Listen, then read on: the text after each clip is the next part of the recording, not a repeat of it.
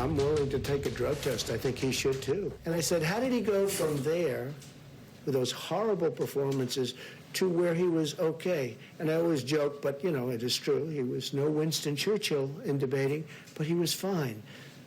And people say he was on performance-enhancing drugs.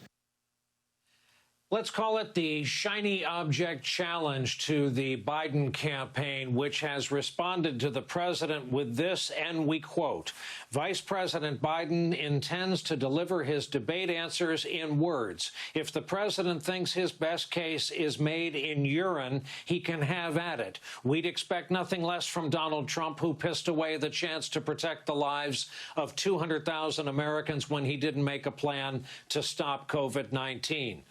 Back with us again tonight, two of our veteran contributors, Jason Johnson, veteran journalist, contributor over at the Grio and a professor at Morgan State University, and A.B. Stoddard, a veteran of political journalism, currently associate editor and columnist over at Real Clear Politics. Welcome to you both. Jason, I'd like to begin with you. On top of 200,000 plus souls dead, in the 48 hours before this first debate, newspaper stories drop saying of the president, his image and wealth, all that glitters is not gold. Far from it. It's closer to 70 grand in hair coloring. What does the Biden campaign need to do to best capitalize on what they've been handed? I mean, there are so many different ways they can use this. First off, Brian, Joe Biden, I went back, you look at how he debated Paul Ryan. He did an excellent job of saying, look at this guy. This is the rich kid who comes back to the neighborhood from State College and makes fun of you. I'm a real American, and he's your brother-in-law.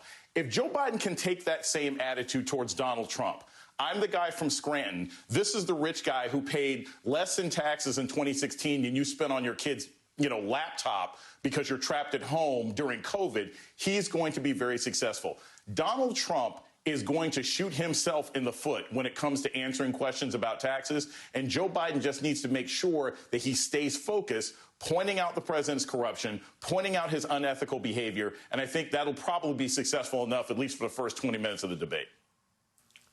A.B., the Biden campaign turned an ad around quickly to start airing it. We'll play it as we talk. A dual question to you.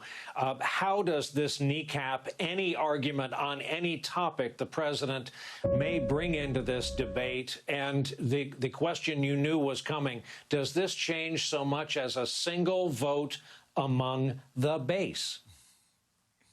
I don't know if the tax story or the debate is going to change a single vote. We know there's high interest in the debate. I don't know that the interest is going to match the impact because so many voters are decided. I think that Jason is right, that Joe Biden needs to talk about what the tax story means to voters. And that's what the ad that they cut last night and released is all about.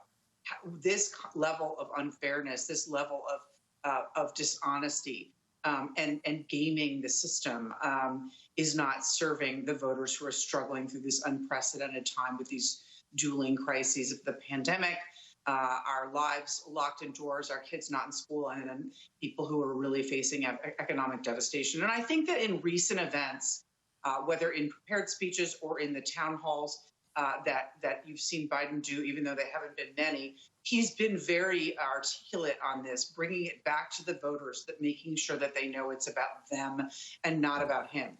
In debates, he tends to go down rabbit holes with too many statistics and becomes unfocused. He's going to have to watch that and make sure that he stays on his message. But the interesting thing about Trump and tomorrow night is that it is really a mirror to 2016 when he came with all those Clinton accusers, because he was in a corner having just gone through the release of the Access Hollywood tape. And so there is a potential that the Biden campaign should prepare for of the president coming with a really obnoxious sort of offensive tactic to surprise and, really sort of feed his lust for theatrics. And that kind of effort to throw Joe Biden off his message is what the Trump campaign hopes can succeed. Indeed, Jason, that's a fair warning. And Jason, also Chris Wallace, the moderator, what's going to be the burden on him? We know we can mouth along with some of the president's answers tomorrow night. I acted early. I closed the border to China. I closed Europe. None of that is true. It doesn't stop him from saying it several times a day or talking about what the death toll could have been had he not acted because of his challenges expressing empathy. So what are you to do if you're moderating this tomorrow night? Well, I hope, and reports are that he probably won't and Joe Biden won't. I hope that Chris Wallace is a fact checker. I hope that he holds the president accountable like he did with that sort of IQ quiz the last time he interviewed him. But if Chris Wallace does not fact check the president, that will more or less be the job of Joe Biden. But again, you don't want to go down the rabbit hole. Everybody knows that Donald Trump is a pathological liar. Everybody knows that Donald Trump is going to try and get under Joe Biden's skin. But here's the difference, not just because Donald Trump is the incumbent, but because this is Joe Biden. In 2016, Hillary Clinton was hamstrung by the fact that certain people didn't like her and that she was also a woman, and sexism and preconceived notions about how she was supposed to behave really limited her response. If Donald Trump goes after Hunter Biden, Joe Biden can go straight back at him.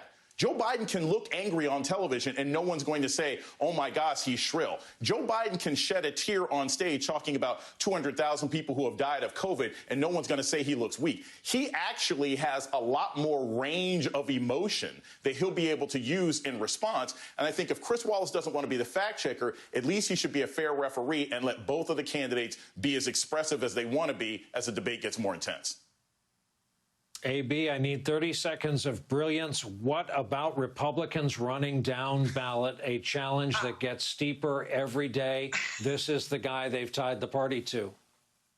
Yeah, I remember Trump is not going to think about those Republicans tomorrow night. And I want to talk quickly about 2016 and Hillary. Jason's right. Biden has the ability to be the nice guy in this debate. Senator Joe Biden and I spoke in 2000, the morning after Al Gore was incredibly obnoxious in a debate with then Governor George W. Bush, who ended up winning the night, not because his answers were facile and able and interesting and smart, because he was the nice guy and Al Gore was obnoxious. And so it will be interesting to see if Trump unloads and he's not facing unlikable Hillary, he's facing Joe Biden. There is potentially a benefit that redounds to Biden, even if his answers aren't crisp. To Jason and AB, our thanks for your analysis and pregame thoughts tonight. Coming up for